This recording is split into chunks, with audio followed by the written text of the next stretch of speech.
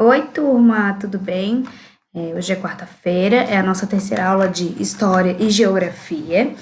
Na segunda-feira, a gente viu sobre as mudanças no espaço rural, né? A gente observou como eram as plantações de café antigamente, a colheita, né? Que eram feitas por pessoas, era um trabalho bem pesado. Depois foi evoluindo e veio a utilização das máquinas em outras plantações também, né? Como a soja, por exemplo. Ontem, na live, a gente aprendeu sobre os profissionais do meio rural e como eles são importantes, né, na nossa vida. E hoje, então, a gente vai para o nosso livro de história, na página 36, e a gente vai falar do lazer no espaço rural, né? Enquanto a prof faz a leitura, vocês acompanham aí, tá bom? Então vamos lá. Na página 36 do livro 2 de História, o lazer no espaço rural. O espaço rural não é só um lugar de trabalho. Ao longo do tempo, diversas formas de se divertir também foram surgindo nele.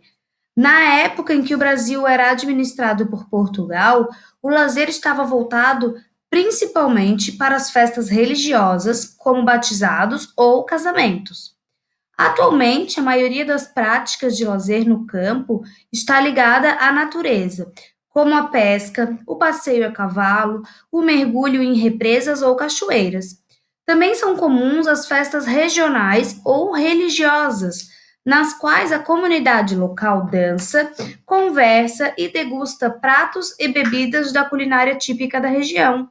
As exposições agropecuárias e as festas agrícolas, nas quais acontece a venda de produtos da região, a apresentação de danças típicas do local, além de concursos e atividades recreativas, são outras opções de lazer nas áreas rurais.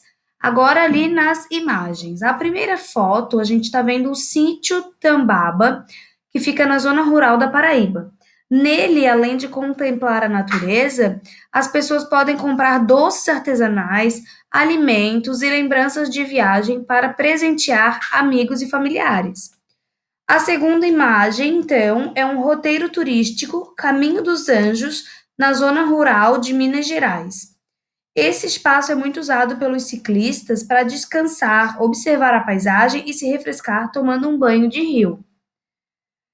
Na terceira imagem, que tem uns cavalos e uns meninos, é a fazenda adaptada para turismo em zona rural no estado de São Paulo. O passeio a cavalo nesse tipo de propriedade, ele é muito procurado como atividade de lazer.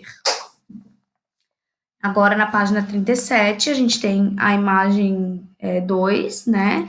A primeira imagem, o Parque Nacional das Sete Cidades, na zona rural do Piauí, é famoso por suas formações rochosas de milhares de anos.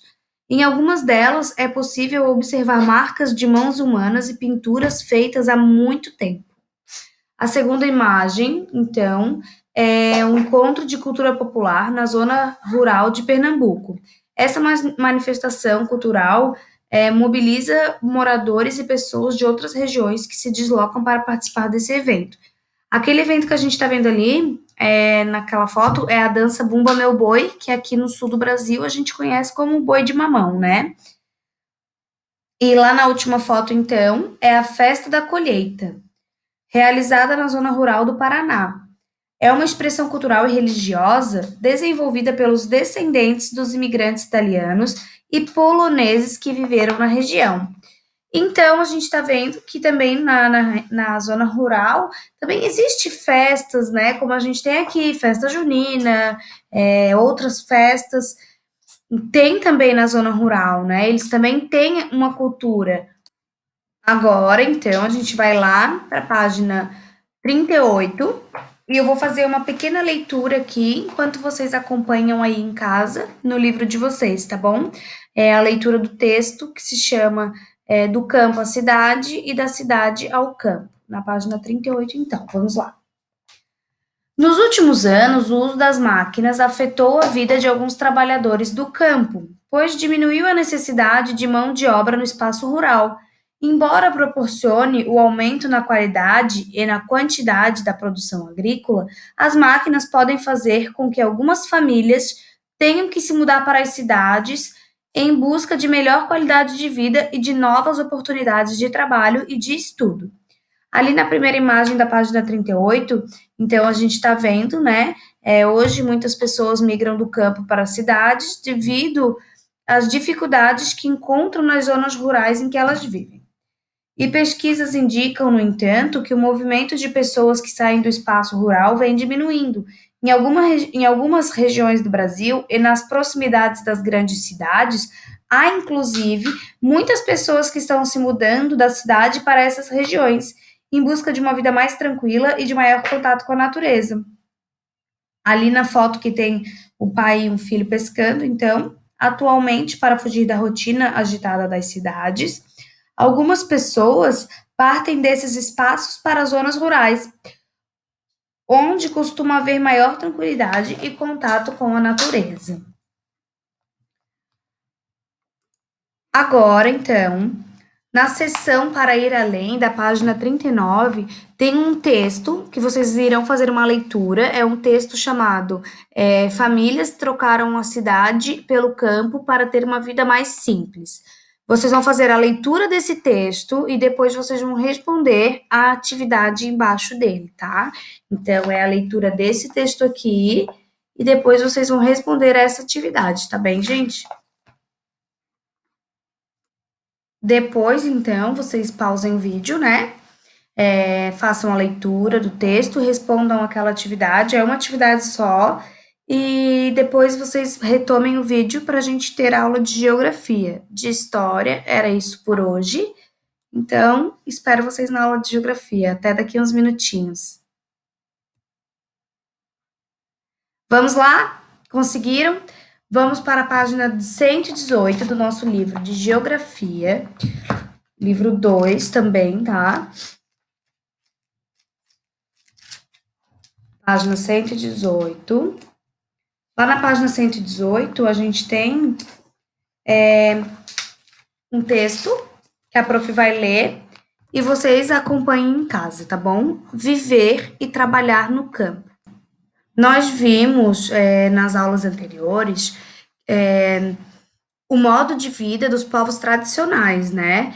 A cultura deles, como os povos caiçaras, o povo ribeirinho, os indígenas. Então, esses são povos tradicionais do Brasil, né?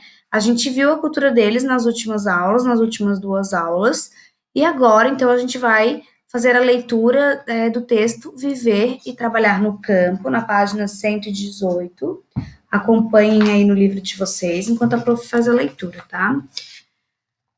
Você aprendeu que a relação das pessoas com o campo, do campo com a terra, é muito forte. Assim, os modos de viver e trabalhar são mais próximos da natureza. Alguns trabalhadores rurais, por exemplo, cuidam das plantações em seus próprios terrenos, enquanto outros realizam atividades em terras que pertencem a outras pessoas.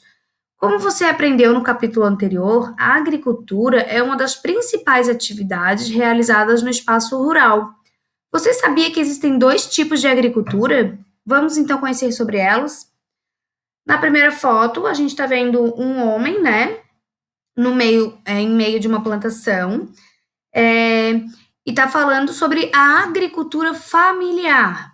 Na agricultura familiar, o trabalho é realizado por uma ou mais famílias. Essas famílias cultivam grande variedade de produtos, como feijão, mandioca, milho e arroz. Na agricultura familiar, a agricultura familiar é a mais praticada no Brasil e emprega o maior número de pessoas. Grande parte da produção de alimentos do país vem desse tipo de agricultura. Então, grande parte do alimento que tem no Brasil vem da agricultura familiar. Então, a produção, né, familiar, além de alimentar os agricultores e suas famílias, ela é utilizada para abastecer os mercados locais. Na foto, então, vocês estão vendo um agricultor da comunidade quilombola Calunga, no Vão das Almas, no município de Cavalcante, no estado de Goiás, e essa foto é de 2017. Agora, ali embaixo, aquela foto que tem as máquinas na plantação de soja, a gente está falando da agricultura industrial. Ela produz alimentos em grandes quantidades. Os proprietários investem em tecnologias avançadas, como sementes selecionadas, fertilizantes e máquinas para semear e colher. Em alguns casos, são utilizados iluminação e equipamentos que permitem o trabalho durante a noite, para que a produção seja realizada 24 horas por dia. A soja é um dos principais produtos do Brasil e ela é produzida em larga escala, em grandes e médias propriedades de terra, com o uso de alta tecnologia. Na foto é uma plantação de soja em Campo Verde, no Mato Grosso, e essa foto então é de 2008. Então, agora a gente vai pular da página 118 lá para a página 120. Aliás, a gente vai ficar na página 19, mas a gente vai fazer uma pequena leitura, tá? Saindo do campo para a cidade. As pessoas que vivem e trabalham no campo também passam por dificuldades, como a falta de terras e de dinheiro para investir nas atividades rurais. Apesar de o espaço rural brasileiro ser muito extenso, grande parte dessas terras pertence a poucas pessoas ou a grandes empresas. Sem terras e sem boas condições de trabalho, algumas pessoas do campo se mudam para as cidades, esperando encontrar trabalho, melhores condições de vida, mais opções de estudo, saúde, lazer e outras coisas, né? Parte das pessoas que vêm do campo consegue viver bem nas cidades, contribuem com a economia, prestam serviços importantes e formam famílias. Contudo, outras pessoas chegam às cidades sem o estudo necessário para exercer as atividades urbanas. Dessa forma, o sonho de uma vida melhor, muitas vezes, se transforma em dificuldades, como falta de emprego e de moradia, além da saudade, né, que eles ficam dos familiares e dos amigos que ficaram lá no campo. Agora a gente vai lá para a página 120 do nosso livro e a gente vai falar sobre uma festa bem legal, uma festa que a gente fez online esse ano. Quem aí em casa já acertou? O campo está em festa, então a gente vai ler ali na página 120, tá falando das festas juninas, né, gente? É uma festa muito tradicional no Brasil inteiro e no campo também, né? Não tem por que lá não ter a festa junina. Então, a gente vai fazer a leitura aqui, tá bom? O campo está em festa. Quem mora no campo tem a vida bastante influenciada pela cultura local. Várias comidas, histórias e lendas nasceram no campo para depois chegarem até a cidade. Um exemplo bastante conhecido são as festas juninas, né? Elas nasceram no campo, elas têm origem no campo. Elas são resultados de várias contribuições culturais de povos indígenas, africanos e imigrantes. Nas festas juninas, as pessoas enfeitam os lugares com bandeirinhas coloridas, dançam quadrilha, brincam de pescaria, acendem a fogueira, comem milho cozido e fazem o casamento caipira. As festas juninas, então, elas surgiram para celebrar a fartura das colheitas do campo. Olha que legal, né? Olha que significado bacana. Então, ali a gente tem uns quadrinhos, né? A gente tem uma festa junina aqui, né? As comidinhas típicas, tem as bandeirinhas iluminadas, as lanternas. Ai, que saudade de uma festa junina. As festas juninas são bem animadas, com muita música sertaneja e caipira. Os chapéus de palha, as roupas coloridas e as botas não podem faltar nas festas. As comidas servidas dependem onde a festa acontece, mas são feitas normalmente com os alimentos que são cultivados no campo, valorizando a produção local. Alguns exemplos são bolo de fubá, pipoca, paçoca, pé de moleque e outros, né? Agora, então, vocês vão voltar para a página 119 para realizar aquela atividade, que são os deveres de hoje, tá bom? Que fala das plantações. Se precisar, façam a leitura novamente. E depois vocês assistam um vídeo com uma revisão de história e geografia para vocês poderem estudar, para realizar as atividades, né, as minhas conquistas, na sexta-feira, tá bem? Então, um beijo e até amanhã.